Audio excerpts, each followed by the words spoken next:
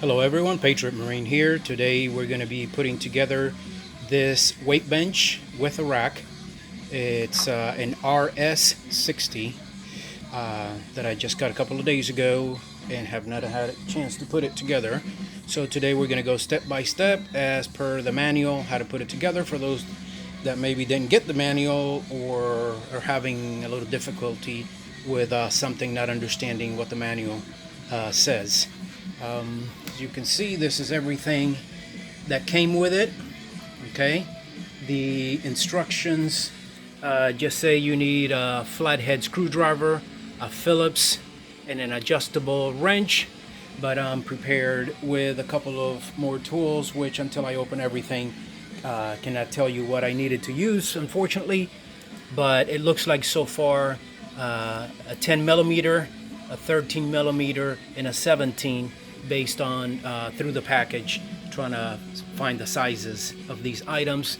And interesting how this is not Phillips, as you can see there, but it says a Phillips. So I have those tools also, and we'll let you know. Again, if you didn't get the manual, this is what you will be working with, or will be working with, right here. Okay, first thing they recommend are these two parts right here. One is number 2, which you can see on the bottom, putting it together with number 4. Okay. Of course, they recommend laying your parts out to make sure nothing's missing. When you get these anything heavy, as I got the bar, the weights, and of course the bench and the rack, of course they don't take care when they move them around, the delivery people, so the boxes are usually all damaged and stuff like that. So if you have any holes in the box, maybe something fell out. So be careful before you start putting it together, in case you want to return something or just get the part back. Think about that before starting this. If you're laying it out as I did here, of course on these bricks it can get scratched, so I'm very careful to make sure I don't scratch anything, because if you scratch the paint off, then it's going to rust pretty quickly.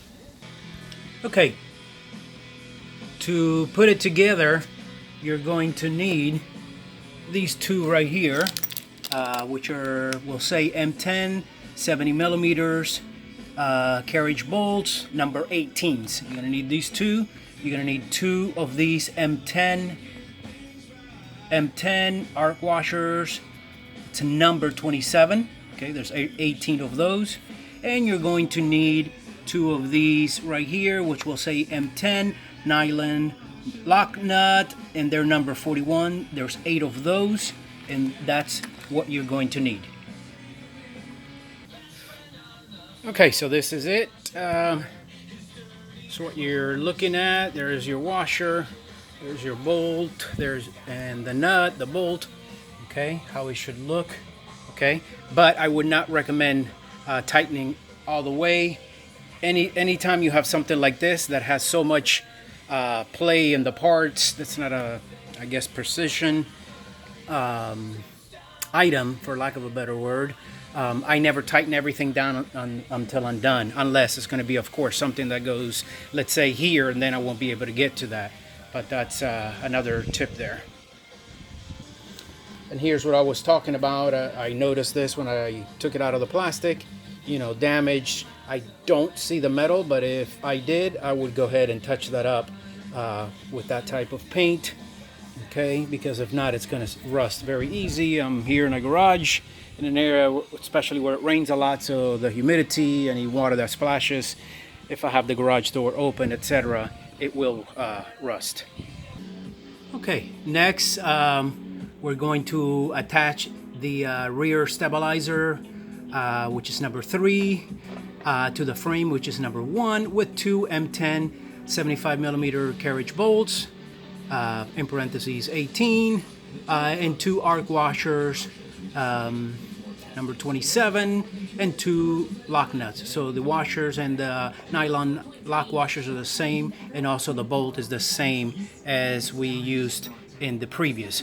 So it looks like there's a total so far of 6 of these. There's 4 and one there to the left, and then there's 2 on the other one, which is what I previously used. And these are these pieces here. Okay, there's number one, and there's the other piece there, what it looks like, or as they're showing it in the drawing right there. Okay, a little observation here.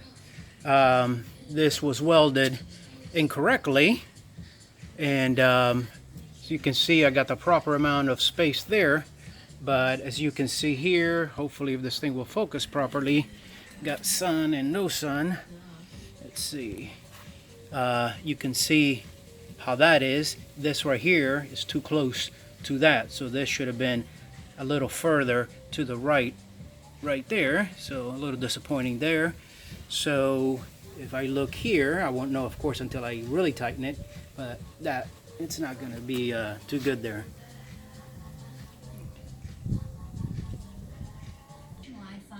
Okay, so here attempting to attach the seat number 37 to the frame, which is number 1. Okay, again disappointed. As you can see here, this is way off. They drilled this way off on both sides. This is loose right here. Okay, I just started it on here and still cannot force this enough to make it fit, which it should fit very easily.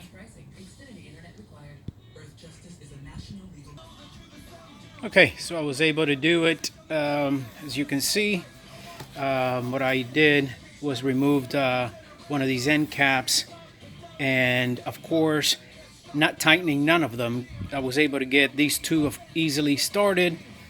Okay, then I was able to get that one started. Okay, and then by moving it here with a screwdriver, I was able to get this one you see here, which was the last one, to fit, as you can see. Well, the way it looks on there, again, I'm shocked that they something so simple, they could not get that perfectly drilled and in there, but it's done.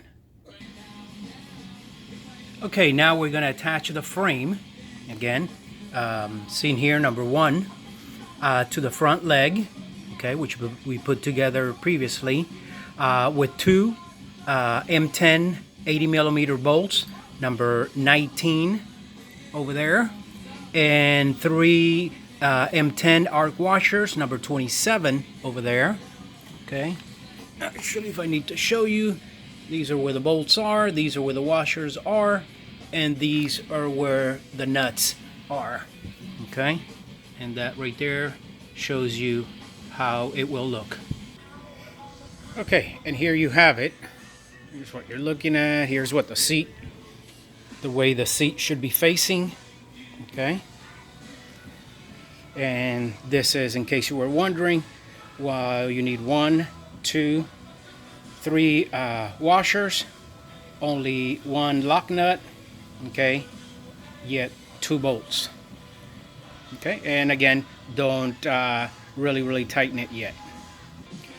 Okay, and then to finish this, we're going to attach the frame to the front leg. Okay, and that's done with 4 M6 16mm screws. It says it's number 21, so it's these right here. And even though it doesn't say so, you will need, if I can get this to focus, oops, guess not, you will need a number 4 hex. Okay, so I can't get this to focus here with the light, so much different lighting. Okay, and that's what you will be doing right here. Okay, okay, also sometimes people have DM me stuff like that, asking, for example, why do washers have one side different than the other? One is like rough and the other one's shiny. I've never looked into it, but for what I can recall from many years ago from engineer school, what you want to do in cases like this, since this is paint right here, you want to put the shiny, the super smooth side against that, so in case when you're tightening and the washer happens to turn, you won't scratch the paint. Okay. Okay, so after you get these all nicely lined up and nice and tight, then go ahead and tighten all the 17mm lock nuts. Looks like 1, 2, 3, 4, 5. Go ahead and tighten those. Okay, and then hopefully this will line up when we bring this down and it won't wobble depending on your floor too, I guess. Okay, so that's what you have. That's the end of only step 4 of, I think, 15. So since it's over 10 minutes, I'm going to stop here in case you need to go back, make it easier for you. Again, this is the end of step 4. Okay, that's what you have. Video number 1.